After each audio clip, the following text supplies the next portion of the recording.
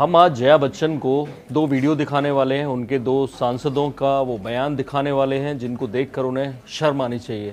और ये वाकई में उनके लिए, क्योंकि बतौर महिला होने के नाते नहीं, एक एक्ट्रेस होने के नाते भी, कि उनके दो सांसद यानी सपा के दो सांसद रामपुर से आजम खान और मुरादाबाद से एसटी हसन महिलाओं और ख़ास तौर से एक्ट्रेसेस के बारे में, फिल्मी तारिकाओं के बारे में, हीरोइंस के बारे में कैसे विचार रखते हैं ये उन्हें पता होना चाहिए। हालांकि काफ़ी हद तक जया बच्चन को पता रहता है, लेकिन वो सपा छोड़ती नहीं है। और ऐसे में आज के ये दोनों बयान, रामपुर से आजम खान ने कैसे एक एक्ट्रेस, हालांकि जया प्रदा के बारे में, जया प्रदा उनकी राजनीतिक विरोधी भी हैं, चुनाव में उनके खिलाफ खड़ी होती रही हैं, और ऐसे में इस बार रामपुर से जीत के आजम खान अब कहीं से भी कोई ऐसा विषय नहीं था जया प्रदा को लेकर, उन्होंने फिर भी एक कार्यक्रम में बिना उनका नाम लिए उनको वो शब्द कहे जिनका शाब्दिक अर्थ तवायफ या कॉलगर्ल होता है, लेकिन उन्होंने जिस चीप लैंग्वेज का इस्तेमाल किया वो हम यहाँ आपको बोल भी नहीं सकते। सुनिए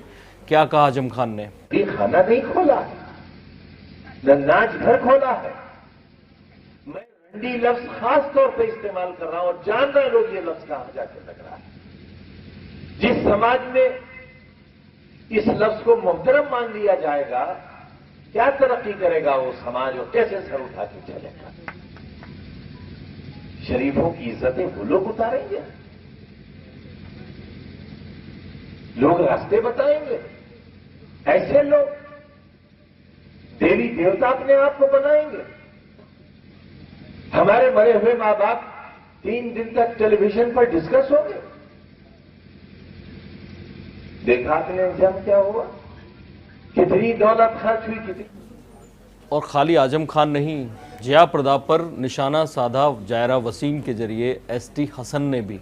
एसटी हसन ने जायरा वसीम को लेकर उनकी पहले तो तरफदारी की कि कैसे उन्होंने इस्लाम के हक में काम किया है, कि एक्टिंग का करियर छोड़ दिया है, और उन्होंने इसके बहाने सारी एक्ट्रेसेस को निशाने पे लिया कि कितना बेहयाई का काम है एक्टिंग करना महिलाओं का, ख़ास तौर पे जो इस्लाम में है महिलाएं, उनके बारे में कहा। और इतना ही नहीं, उन्होंने ये भी कहा कि कैसे 4 लाख वोट एक तवायफ पा जाती है। वो दरअसल जया प्रदा की तरफ इशारा कर रहे थे, जो रामपुर में आजम खान के खिलाफ 4 लाख वोट से ज़्यादा वोट लेकर आई, और काफ़ी कुछ कहा, वो सुनिए।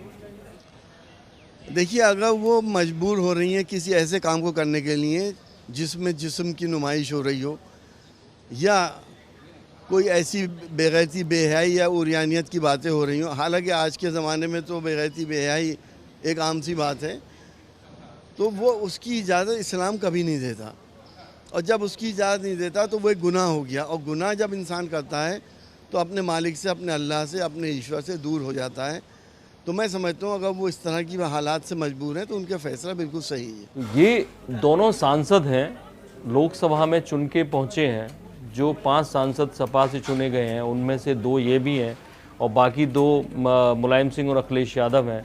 इन लोगों के साथ संसद में जया बच्चन जाती हैं, ये लोग पार्टी को रिप्रेजेंट करते हैं, और एक महिला होने के नाते, एक एक्ट्रेस होने के नाते जया बच्चन खामोश रहती हैं या कोई स्टैंड लेती हैं, अब ये उन पे डिपेंड करता है। लेकिन कम से कम उन्हें शर्म तो आएगी इन दोनों बयानों को सुनकर।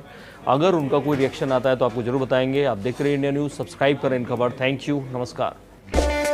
इन खबर चैनल को सब्सक्राइब करें और बेल आइकन दबाना ना भूलें।